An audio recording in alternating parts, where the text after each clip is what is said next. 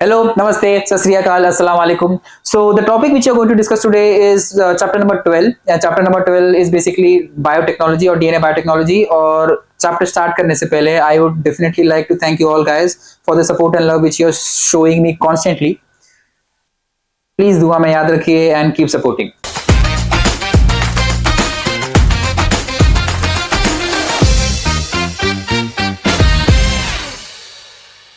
Now let's move to chapter number 12. Chapter number 12 you can say कि ये थोड़ा सा complicated है, लेकिन कुछ चीजों को अगर आप bifurcate कर लेते हो, मतलब अगर आप bifurcation कर लेते हो चीजों का, तो biotechnology won't be a tough cup of tea.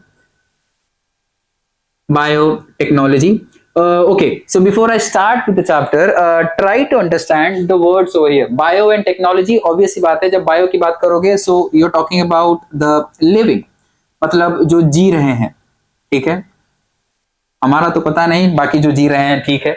उसके बाद में आगे आता है टेक्नोलॉजी, बट ऑब्वियसली यहाँ पे we are talking about instruments, various methods, various instruments which can help us perform different types of gene editing or modifying crops or modifying genes accordingly.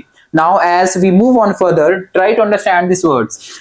Living के साथ में when you add technology, it's basically for the purpose of when you're talking about living as well as technology. जब आप living और technology दोनों की बात करोगे, तो living and technology का यूज या तो आपको प्रॉफिट देगा या तो आपको नुकसान देगा. So basically it can have a positive effect और it can have a negative effect. Now when you are talking about effect कहां पर और किस पर, बट ऑब्वियस सी बात है हम इंसानों की बात करेंगे यहाँ पर, क्योंकि इंसान इन सब चीजों में जुड़ा हुआ है. बायोटेक्नोलॉजी इंसानों का किया धरा है, और बायोटेक्नोलॉजी के बाद जब आप बोलोगे कि इंसान इसको इससे फर्क पड़ेगा, सो बेसिकली ह्यूमंस, और ह्यूमंस के साथ साथ में ऑल्सो the ecosystem.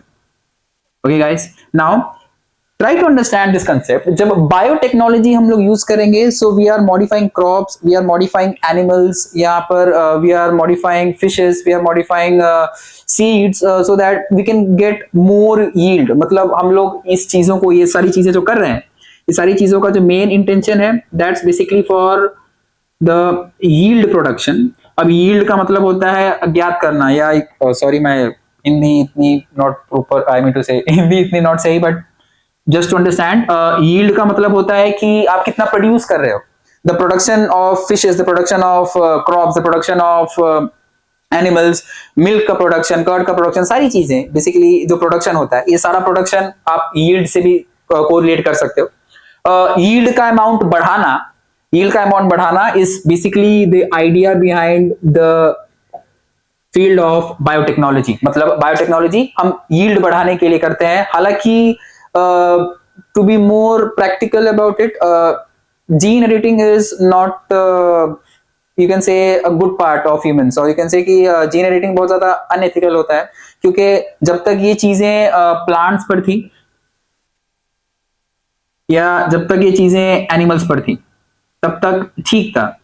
पर जैसे ही आप बायोटेक्नोलॉजी या इस बायोटेक्नोलॉजी को आप प्लांट्स और एनिमल्स को छोड़ के, हालांकि humans are also a type of animals, but जैसे ही आप ह्यूमंस को भी इसमें ऐड करना स्टार्ट करते हो, so you are basically now changing the laws of nature. मतलब अगर आप मदर नेचर के साथ खिलवाड़ करोगे तो वो भी आपके साथ खेलेगी. मतलब टिट फॉर टैट, मतलब अगर आप बॉटल खाली फेंकोगे तो वो वापस बाहर आएगा in the form, one form और द अदर, कैसे भी आएगा, वो तो आने ही वाला है. कभी भी नेचर नेवर एक्सेप्ट्स थिंग्स जो उसको नहीं पसंद.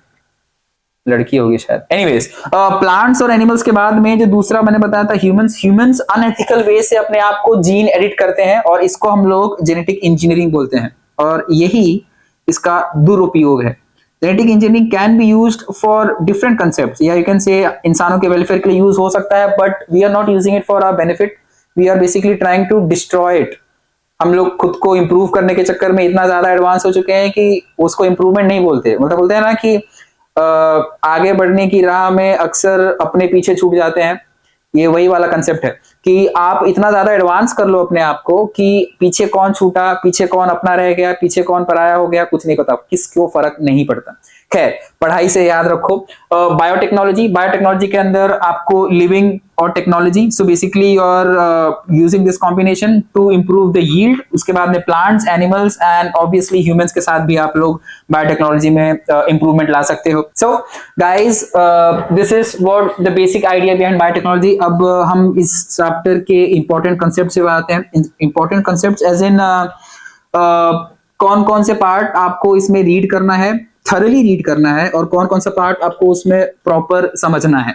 सबसे पहला और सबसे इंपॉर्टेंट पार्ट जो होगा वो इसमें होगा जीन एडिटिंग टूल्स। और जीन एडिटिंग टूल्स के अंदर आपको पीसीआर का एक कंसेप्ट होता है। PCR is a very tricky concept, not tricky but थोड़ा सा कॉम्प्लिकेटेड है। Let me explain you what PCR actually is. So when you're talking about the PCR one, PCR is basically called as polymerase chain reaction। ये बहुत ही recent में आया हुआ technology है, recent as in 10 to 12 years के gap में। बहुत ही नया नया टेक्नोलॉजी है ये। इसको हम कहते हैं एज PCR। सो सबसे पहला और सबसे इंपॉर्टेंट टॉपिक जो आपको याद करना है या रीड करना है at least, that's called as PCR. PCR के अलग अलग स्टेप्स होते हैं, जैसे डीनेचुरेशन होता है, एनीलिंग होता है, फिर रेप्लिकेटिंग होता है, और ये सारे प्रोसेस में लिंक देता हूं यहाँ पे। सबसे पहले होगा आपका डीनेचुरेशन। डीनेचुरेशन को आप कह सकते हो कि जैसे कैसे दो जोड़, क्या बोलते हैं उसको, पोनी, लड़कियों का जो पोनी होता है, कैसे वो दो पोनी बांधते हैं और पोनी बांध के उसको आप जब रिलीज करते हो तो कैसे अलग हो जाता है वो। या फिर जो डीएनए होता है, ये डीएनए है ना आपका, ये डीएनए है, अगर इस डीएनए को आप ओपन अप करोगे तो ये कुछ इस तरीके से स्ट्रैंड अलग अलग हो जाएंगे। दैट्स कॉल्ड एज एनीलिंग और सेपरेटिंग, अलग करना, डाइवोर्स देना। Oh no sorry, not divorce, breakup नहीं, ब्रेकअप भी नहीं, और अलग करना कह सकते हो। अब चीजों को यहाँ पर क्या करते हो कि आप अलग कर देते हो, और अलग करने को ही हम लोग डीनेचुरेशन बोलते हैं। डीनेचुरेशन के बाद में एक और स्टेप होता है जिसको हम कहते हैं एनीलिंग। ठीक है, एनीलिंग के बाद के अंदर का जो स्टेप होता है that's basically called as replication. Replication को आप ये बोल सकते हो कि आप चीजों को रेप्लिकेट कर रहे हो या दोहरा रहे हो, आप उसको बार बार मल्टीप्लाई कर रहे हो, 1 into 1 1 into 1 1 into 1 कंटिन्यूस से चालू है वो। और लास्ट में जो आपका एंड प्रोडक्ट होगा वो होगा आपका 2 कॉपीज जो फॉर्म होंगे।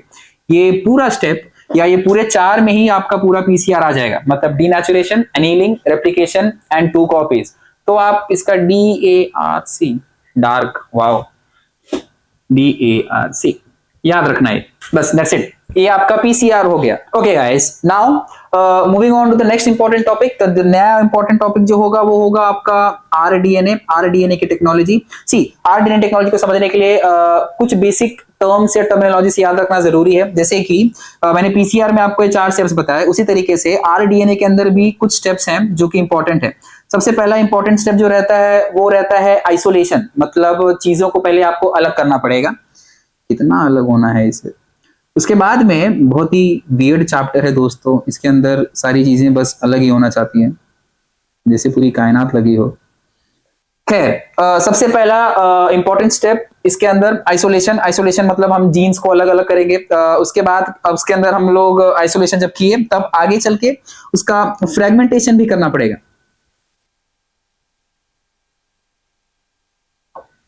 फ्रेगमेंटेशन के बाद में थर्ड एंड फाइनल स्टेप तो नहीं, बट हाँ कह सकते हो कि एक इंपॉर्टेंट स्टेप, आप ज्वाइन करते हो सेगमेंट्स को, ज्वाइनिंग ऑफ सेगमेंट्स।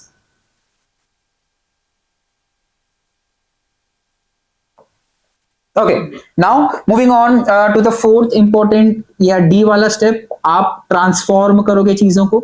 ट्रांसफॉर्मेशन, जब ट्रांसफॉर्म करोगे, ट्रांसफॉर्म करने के बाद में जो आपका नेक्स्ट स्टेप होगा that will be a very simple step. इसके अंदर आप सिलेक्शन करोगे, आइडेंटिफाई करोगे, आइडेंटिफाई करने के बाद में उसे सिलेक्ट करोगे, सिलेक्ट करने के बाद में उसे रेप्लिकेट करोगे या मल्टीप्लाई करोगे।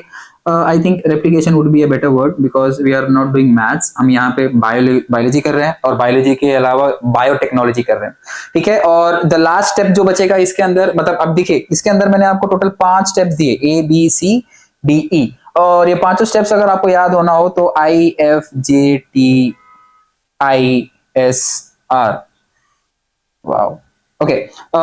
सेकेंड लास्ट स्टेप जो कि इंपॉर्टेंट है, ऑब्वियस सी बात है, स्टेप का प्रोसेस है। आप सेल को अब जाकर मल्टीप्लाई करोगे। Multiplication and replication both are different when you talk about biotechnology. They are both different and completely different concepts. और फिर उसके बाद में जो तुम्हारा लास्ट स्टेप आएगा, last step would be basically protein encoded with a different type of DNA. मतलब ये सारा लिख देता हूं पहले, protein formed. Isolation, fragmentation, joining, transformation, identification, selection, replication, multiplication, protein formed, ये सारा प्रोसेस है जो ये सारा टीटिम्मा हमने किया है। ये सारा टीटिम्मा इसलिए किया ताकि आपको एक डीएनए के अंदर या एक सेल के अंदर एक नया जीन ऐड करना हुआ, तो आरडीएनए टेक्नोलॉजी यूज कर सकते हो आप। आरडीएनए टेक्नोलॉजी का यही काम होता है। आरडीएनए टेक्नोलॉजी से आप नए नए जीन्स को ऐड कर सकते हो किसी भी एक सिंपल जीन के मॉलिक्यूल, सिंपल जीन के स्टैंड में, और एक नया organism with a new feature form हो सकता है, and it will be obviously showing phenotypic characters, the characters which are visible to the naked eye. Now last में अगर आपको ये दो चीजें आ गई हैं तो, और इस चीज के अंदर मतलब बायोटेक्नोलॉजी के अंदर अब आगे चल के खाली आपको ट्रांसजेनिक एनिमल्स दिखने वाले हैं। ट्रांसजेनिक एनिमल्स की बात होगी, ट्रांसजेनिक एनिमल्स दिखेंगे। ट्रांसजेनिक एनिमल्स के बाद में आपको ट्रांसजेनिक प्लांट्स दिखेंगे। उसके बाद लास्ट में जब आएंगे आप, तो आपको ज्यादा कुछ तो नहीं, but uses and the harmful side effects of biotechnology, मतलब बायोटेक्नोलॉजी की वजह से कौन सी चीजें ज्यादा एक्सप्लॉइट हो रही है और कितना नुकसान हो रहा है टू द ह्यूमन मैनकाइंड, और यू कैन से जस्ट मैनकाइंड, एंड मैनकाइंड के साथ साथ में जितना भी उसके अगल बगल में एनवायरनमेंट है। देखिए, किसी भी चीज का ओवर एक्सप्लॉइटेशन, मतलब जब कुछ बहुत ज्यादा खराब है, बहुत ज्यादा अत्य जब कर देते हो किसी चीज का, so it has a limit, तो वो लिमिट पार हो चुकी है, जिसकी वजह से biotechnology is showing negative side effects ज्यादा, मतलब नेगेटिव साइड इफेक्ट्स ज्यादा दिखते हैं और positive side effects come. And there is also concept of SCP. SCP is also called as a single cell protein. हालांकि इसके अंदर कुछ ज्यादा नॉलेज का तो बात है नहीं, या इसको मैं ज्यादा कॉम्प्लिकेटेड ना करके सिंपल वर्ड्स में बोलूं तो सिंगल सेल प्रोटीन बोलते हैं इसे। Single cell protein is basically a type of cell जिसके अंदर आपको सारे न्यूट्रिएंट्स एंड चीजें मिल सकेंगी एक ही डाइट में, या एक ही सेल में, या एक ही प्लांट में, या एक ही फ्रूट में, या एक ही फ्लावर में, जिसको भी आप कंज्यूम करो उसके अंदर आपको कंप्लीट न्यूट्रिशन मिल जाए। That's called as SCP and that's it. अगर और भी चीजें आपको इसमें समझने में दिक्कत आती है, जस्ट इन केस, अगर आपको चैप्टर नंबर 12, यहाँ पे मैं चैप्टर नंबर 12 लिख देता हूँ, चैप्टर नंबर 12 के अंदर आपको कोई दिक्कत है या कोई प्रॉब्लम या कोई वर्ड या कोई स्टेप नहीं समझ में आता, तो please guys let me know. मैं उसी हिसाब से आपके डाउट्स भी क्लियर करूंगा कमेंट सेक्शन के अंदर, और अगर जरूरत पड़ी तो मैं उसके ऊपर एक वीडियो भी बनाऊंगा खास आप लोग के लिए। चैप्टर नंबर 12 बायोटेक्नोलॉजी, और इस चैप्टर को खत्म करने से पहले I will repeat the dialogue again.